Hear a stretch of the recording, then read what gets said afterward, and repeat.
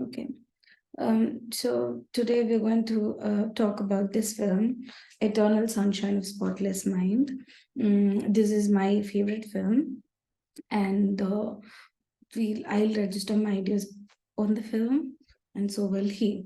So, firstly, to give a gist about the film, Eternal Sunshine of the Spotless Mind, it came out in the year 2004, and the screenplay is by Charles Kaufman. He is quite an acclaimed writer. Now, this film is so special for many people, those who have watched, or I think it's quite a common favorite film because many girls, particularly, we relate to this film on various aspects. So, firstly, to give a gist about the film, let's begin with this question like, how do you remember someone? It's the memories of a person which sort of, you remember someone, or you love someone, or you hate someone. Everything happens with the memories associated with that person. So now, usually after a breakup, right, after a bad breakup, after something, we try to erase the memories of the person because it is that memories that keeps haunting us, right? So here we find that it's basically a sci-fi and like a psycho thriller kind of a film where we find a couple, they're after their relationship is they really have a very tempestuous relationship. After the relationship turns sour, they try to first the girl tries to erase her, all the memories that concerns the guy. So the lead characters are played by Jim Carrey and Kate Winslet. In the film, they're called as Joel and Clementine. So Joel and Clementine are into a very, tumultuous relationship, I would say, because they're very poles apart. Joel is very introvert and he's sort of a methodical guy, whereas Clementine is very whimsical. She's an extrovert, and it's quite hard to predict what she does. So, and both of them are poles apart, and they have on and off fight scenes and all that. And we find after a fight, Clementine erases all her memories that concerns Joel with a firm called Lacuna. So there's a firm called Lacuna that offers this sort of a treatment to people where they record the memories that involves the person, and slowly they enter the brain. They some devices, random devices, they connect some wiring and all that, and they erase it. And the erasing procedure is so clear that a card is sent to all the people that involves the patient to not talk about that person, and every physical or materialistic things, it could be gifts or something that reminds of the person, is completely deleted. So it's a clear proper procedure. So we find that Clementine undergoes this procedure, and Joel is quite angered by this, right? So he tries to do the same as well. So he also tries to erase the memories with her, but he's quite hesitant. Okay, he's reluctant to do it, but in the process we find he's happy erasing all the fight memories, the unhappy memories. But as time proceeds, he gets to the happier ones, he gets to the nice ones. He's really disheartened to erase it any further. He doesn't want it. Now the Lacuna firm people are in Joel's house one night when he's asleep, and the wires are connected, and wiring thing happens. They're trying to erase the memory. Now when the erasing procedure is happening, they understand that Joel has sort of connected her to some memories, some childhood memories or whatever, that doesn't involve real Clementines, right? So the memories are interconnected. Now the technicians need their boss help. Lacuna firm's boss, he's called Howard, his help, and Howard comes in. Now Howard, secretary, the head is Howard and the secretary is Mary, and there's a separate track for Howard and Mary as well. Now coming here back to Joel and Clementine. Joel and Clementine, they had this relationship and stuff, and Joel is trying to erase the memory. There's a technical difficulty, and Howard steps in, and he's about to help her, help the team members in erasing the memory of Clementine. And now what happens is, in the Lacuna team there are people like Mary, Stan, Patrick, and Howard. Howard is the head and Mary is the secretary. There's a guy called Patrick. Okay, so Patrick is this fellow who, when Clementine does this procedure, he understands how their relationship was and uses the cue to sort of seduce or tempt Clementine. So Patrick is having a sort of as trying to win Clementine using Joel's methodologies and all that. Now Mary and Stan, they sort of sleep together when this procedure is happening. After which Howard comes in. Mary goes and declares, that she loves Howard. Right. That time we find it's late night and all that. Howard's wife comes in and she says, why don't you tell that there was a procedure that happened with Mary as well. So here Mary understands that she was also a victim. I mean, she also wanted to erase the memory. Basically, affair. There was an affair with Howard and Mary. They had an affair earlier, and Mary had erased it all. So that is when she recalls a poem by Alexander Pope, and there this line comes: "Eternal sunshine of the spotless mind." So here, the spotless mind is a mind where you think it doesn't have any spots, stains, painful memories. Like we also have this film by Jam Ravi, right? The kick one, Tilla Langadi, I guess, where he behaves as if he's his memory loss patient and he seems to be very happy, and that angers the female love tamanna. So same thing applies here. So the eternal sunshine of the spotless mind basically relates to a mind which doesn't have any pain of memory, right? So to a subtle version, maybe, if not to a great extent, right? So that's how the story goes. After which Mary is completely angered and triggered by how she's been treated and all that, and she goes back to the Lacuna firm and she collects all the patients records, and she sent all the audio tapes to the respective patients and all that. She sends it back, all the people whose memories were erased. She sent all the tapes and stuff. Now we find that Joel and Clementine, despite knowing their past and all these things, they're again, though their memory is completely erased, they're again drawn to each other, and the relationship again sort of it begins, right? So irrespective of the memory's presence or absence, they're drawn to each other again, and they sort of we get a signal that they might continue. There will be trouble, there will be of course a lot of tumultuous things again, but they're happy to get back to each other. Now this is a gist, seemingly, which I didn't think I messed up. I think I told you the gist. Now there are two things which I really like about the film. One is there's one scene called "Am I Ugly?" scene. Me and my friends, we've spoken about this scene like several times, and I've watched it like several times in YouTube as well. So there's this scene where Clementine tells to Joel, and they are in love and all that. She says she's reminded of a doll which is supposed to be which was an ugly doll, and she calls it Clementine again. And she thinks that the doll is ugly, and she wants the doll to be beautiful. She keeps telling the doll that, why are you ugly, become beautiful and all that. That way we find Clementine relating to the doll. See, all the girls at one point or the other time, we are sort of fascinated by this beauty aspects which the society sets. We are not very, now I don't agree to all of this, but there was a time when we tend to recreate or copy the supposedly the falsified, flawed models. And also that scene is quite a touchy scene where she asks the guy, "Am I ugly?" And he refuses, or he asserts that she's beautiful by kissing her.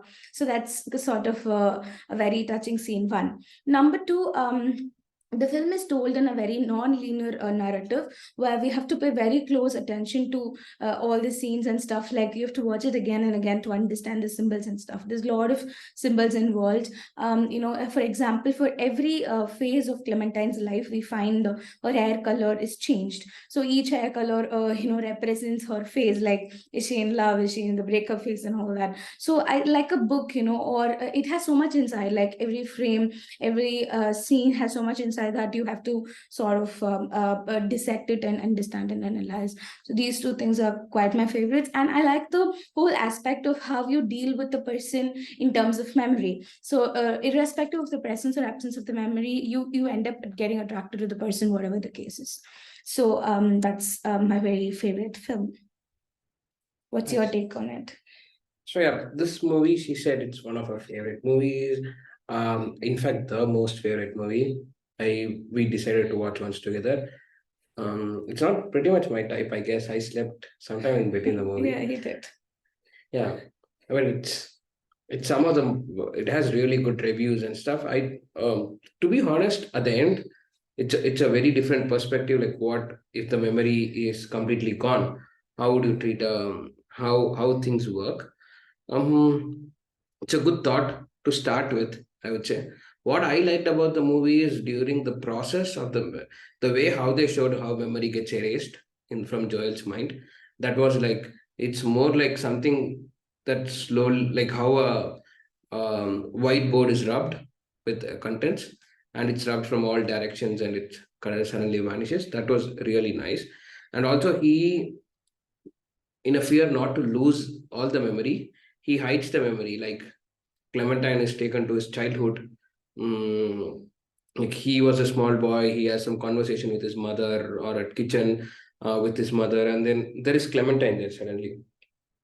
Somehow it's more like he is putting Clementine everywhere so that he does not forget who Clementine is. Um, that shows he is more into the relationship. He is probably somebody who who didn't say even the word "am I ugly," and he didn't assure her just for the sake of having the relationship. He probably had Meant it. had meant it, or he treated her more important, right? Even so that's pretty much. And they, and I think overall, the whole idea of deleting somebody's memory to get rid of somebody, if there is a technology available, also doesn't look super great. You have to either live with it, because say they are different. Okay, they're poles apart. That doesn't work. Okay, if they're poles apart, it doesn't work. They have to probably move on. At least next time they should not figure out. They should not end up with people poles apart. If they again keep ending up with people with poles apart, without any learning from this whole Yeah, relationship. that's the It's going to point, be right? Despite the thing, they end up seeing each other. It's like to be or not to be question. Like, should you also remember or should you forget? Should you it's know? more like there's no fix. You will end up mostly there Yeah, is because of the ignorance time. bliss again? There comes a question, right? Is ignorance bliss? Is knowledge pain? So there are it gives you a different perspective about It's things. ignorant. I mean, I don't think they're going to change anything if they're not. I mean, right now they're aware because Mary sent the tapes to everybody. If Mary didn't send the tape to everybody, most probably most of the decisions they take would be same versions of it. Just because rinse and repeat is not going to change any person unless there's an external thing that fixes them. So that's the only thing. Maybe it's not Joel and Clementine met, but they could have met a different person of similar characteristics, and they would have felt more or less the same scenario. It's it's just an experience. Deleting experiences may not be super helpful, is what I feel. That's what I have about the movie. And second thing is, if one think about this as not as an art and to kill most of the non-art thing with tech, it's to say that what whatever the technician who is following Clementine afterwards with the memory, Patrick, that's something is what GDPR talks about. GDPR is a law in European Union where anybody who is any employee who follows, I mean, anybody who has access to a social media account knows about somebody. So anybody who's working in the social media firm, may be possible for them to get all the accesses of a social media of a person. Say if it's easier, though you don't follow the person. Say Clementine is not followed by Patrick in any of the social media, but he can know Clementine like say BC, and he can do that, which is what Patrick is doing. So the law is to prevent any of such stalking kind of things happening. So yeah, I think though the movie or the story never wanted to talk about any of those tech, what are the avenues that the tech opens, challenges the tech opens. There is a there is a real issues with all of these subplots that is very much prevalent in today's world. So with that, we'll call it a day. Yeah, All like right, if you have to add something, like if you want to ask people to look anything specific, you also said one word like girls like the movie more. Why do girls like the movie more? I think we're able to relate. Okay, I don't know if all girls are like that. In fact, there's a dialogue where she says, "I'm flawed," and I mean, people say, particularly here, she means in terms of relationship. Men say that I'm a concept, or they think I'm capable of fulfilling them. They think I make them alive. They think all that. But she says, "I'm basically flawed. I'm looking for my own peace of mind."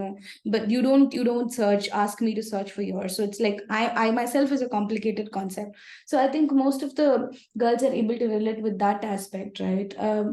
Who are Girls, particularly, or maybe I could say people who are extrovert and people who have this sort of not so categorizable, or they're not very methodical, right? It's just on and off it goes. Or the characteristics, if someone is able to relate to Clementine's characteristics, then they can very much sense something very close. have been asked like that, like What? have you been asked like that, like probably? There's a personal connect, yes. Okay. Because they find it's like, I don't know how much of it is true. Again, this Santosh Subramaniam's Hasani is again a very not so typical representation to some extent. Men are fascinated by that representation of Hasani, but I don't think she exists in real. I mean, she cannot. I mean, I don't think girls are that really stupid, but they are whimsical, right? Moods change, and there's no proper pattern which men can probably understand, right? The coding part, or there's no proper rational in all the things. There's no proper pattern. So I think men find, or basically in the period of romance and all that, they find it quite attractive, when you're not very methodical and like you take things with the flow. I think that's attractive. But to come into life, in the everyday life, I don't think it's that helpful, maybe to me either. At least to me. So I think men, or that's kind of a popular, or there's some sort of adoration to that characteristic.